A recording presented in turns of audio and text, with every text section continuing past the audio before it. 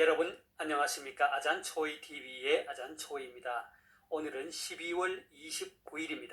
편안히 잘 주무셨습니까? 자, 오늘 하나님께서 우리에게 주시는 말씀은 12월 29일 제363구 목자의 길, 목자와 면류관, 야고보서 1장 12절 말씀입니다. 시험을 참는 자는 복이 있나니 이는 시련을 견디어낸 자가 주께서 자기를 사랑하는 자들에게 약속하신 생명의 면류관을 얻을 것이기 때문이라.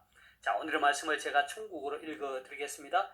야各书 1장 12节忍受试探的人是有福的，因为他经过试验以后必得生命的冠冕，这是主应许给那些爱他之人的。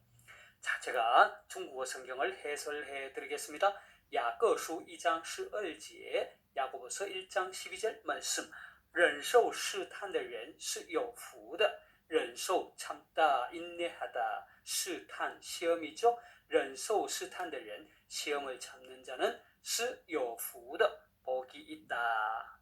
因为他经过试验以后, 因为 이는 왜냐하면 뭐뭐 때문이다. 经过 경과하다, 통과하다. 试验 시험, 시련이죠. 다 经过试验以后 시련을 견뎌낸 후에 이는 시련을 견뎌낸 자가 必得生命的冠冕 必得 반드시 얻을 것이다. 生命的冠冕 생명의 면류관을 必得生命的冠冕 우리말 성경은 주께서 자기를 사랑하는 자들에게 약속하신 이 말이 먼저 나오죠. 그리고 생명의 면류관을 얻을 것이기 때문이라. 这是主应许给那些爱他之人的.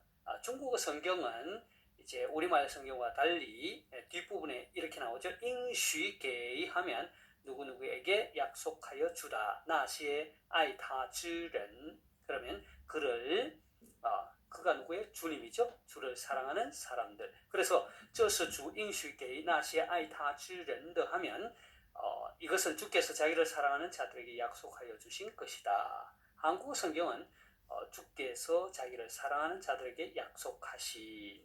자, 되겠습니까? 다시 한번 중국어 성경을 전체적으로 정리하겠습니다. 야고보서 2장 12节, 야고보서 1장 12절 말씀. 忍受试探的人是有福的, 시험을 참는 자는 복이 있나니, 因为他经过试验以后, 이는 시련을 견디어낸 자가 必得生命的冠冕, 생명의 면류관을 얻을 것이기 때문이다. 这是主应许给那些爱他之人的. 주께서, 이것이 주께서 자기를 사랑하는 자들에게 약속하신 것이다. 되겠습니까? 자, 사랑하는 여러분, 오늘의 말씀은 시험에 대한 우리 그리스도인의 태도에 대한 야고보 사도의 권면의 말씀입니다. 야고보 사도는 야고보서를 시작하면서 이 문제를 다루고 있기에 오늘의 말씀 앞부분인 1절부터 살펴보고자 합니다. 함께 1절을 보겠습니다. 하나님과 주 예수 그리스도의 종 야고보는 흩어져 있는 12지파에게 문안하노라. 자, 여기에서 우리는 야고보서의 발신자, 곧 이 서신의 저자가 야고보임을 알 수 있습니다. 그는 자신을 하나님과 주 예수 그리스도의 종이라고 밝힙니다. 비록 1절에 자세하게 언급되어 있지 않지만 그는 예수 그리스도의 육신의 어머니 마리아에게서 태어난 동생이며 예루살렘 교회의 지도자 중 한 사람이었습니다. 자, 수신자는 흩어져 있는 12지파라고 합니다. 12지파. 흩어져 있는 12지파에 대한 해석은 다양하지만 스데반의 순교 이후에 흩어진 유대인 그리스도인을 가리킨다고 볼 수 있겠습니다. 야고보 사도는 흩어져 있는 12지파 유대인 그리스도인들에게 문안 인사를 드리자마자 이렇게 그들을 권면합니다. 함께 2절을 보겠습니다. 내 형제들아, 너희가 여러 가지 시험을 당하거든 온전히 기쁘게 여기라. 여러분, 한번 생각해 보세요. 지금 이 편지를 받는 사람들이 박해로 인해 흩어져 있는데, 그리고 그들이 믿음으로 살고자 힘썼지만 이러한 핍박과 박해로 인해 낙심하고 있을 텐데 어떻게 사도라는 사람이 편지를 시작하자마자 위로는 못 해줄 망정 도리어 시험을 당하거든 온전히 기쁘게 여기라고 말할 수 있을까요? 자, 우리는 여기에서 야고보 사도가 편지를 시작하면서 그들을 내 형제들아라고 하는 표현에서 그 이유를 찾아볼 수 있겠습니다. 야고보 사도가 내 형제들아라고 한 말은 그가 박해 가운데 있는 흩어져 있는 그 사람들, 그들과 친밀한 관계를 넘어서 사랑의 관계에 있음을 알 수 있습니다. 뿐만 아니라 야고보 사도는 박해 가운데 처한 그들의 처지와 동일시하고 있음을 나타내주고 있습니다. 그래서 그는 그들이 직면하고 있는 최대 관심사인 이 시험이라고 하는 문제를 다루면서 사랑의 권면을 하고 있는 것입니다. 야고보 사도는 먼저 그들에게 너희가 여러 가지 시험을 만나거든 온전히 기쁘게 여기라 라고 권면합니다. 여기서 말하는 시험이라는 것은 헬라어 페이라스모이스로서 외부로부터 야기되는 것을 말합니다. 이것은 내부로부터 오는 사람의 생각, 즉 죄의 유혹, 템테이션이 아니라 시련, 트라이얼을 가리킵니다.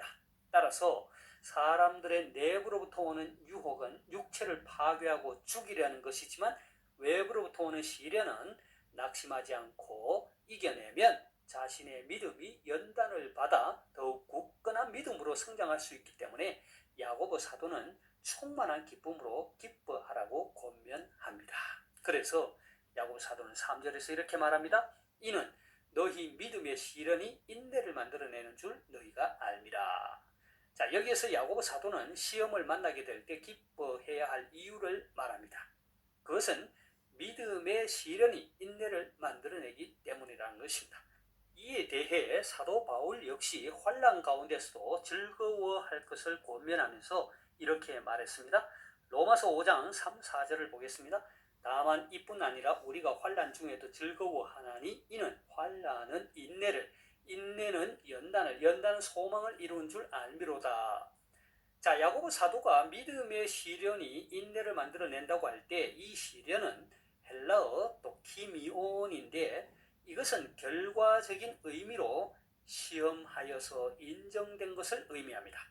이것은 잘 정제된 금과 같은 믿음의 표준이라 할 수 있습니다. 그런데 이 시련에 대한 야고보의 표현은 바울의 표현과 다소 차이가 있습니다. 사도 바울은 로마서 5장 4절에서 말한 바와 같이 인내는 연단을, 연단은 소망을 이룬다고 하여 인내를 원인적인 위치에 두지만 야고보 사도는 인내가 시련의 과정을 거친 결과로 보고 있습니다. 이런 상이한 표현은 두 사도의 강조점의 차이 때문이라고 볼 수 있겠습니다. 다시 말해서 사도 바울은 시련의 과정을 중요시한 반면 야고보 사도는 고난 자체를 중요시하기 때문입니다. 그래서 야고보 사도는 4절에서 이렇게 말합니다. 인내를 온전히 이루라. 이는 너희로 온전하고 구비하여 조금도 부족함이 없게 하려 함이라 했습니다. 인내를 온전히 이루라라는 말이 무슨 뜻인가요? 그렇습니다. 이것은 중도에서 포기하지 말고 끝까지 참고 견디라는 뜻입니다. 야고보 사도는 인내를 온전히 이루어야 할 이유를 온전하고 구비하여 조금 더 부족함이 없게 하려 함이라고 했습니다.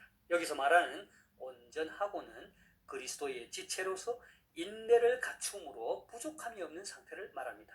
구비하여라는 말은 신체의 각 부분이 모두 건전한 것을 가리킵니다. 그러니까 야고보 사도가 말하는 것은 우리 그리스도인이 이 땅에서 살아가면서 완전한 하나님의 형상을 닮을 수는 없겠지만 그 목표를 향하여 나아가는 마음 자세를 가지라고 권면하는 것입니다.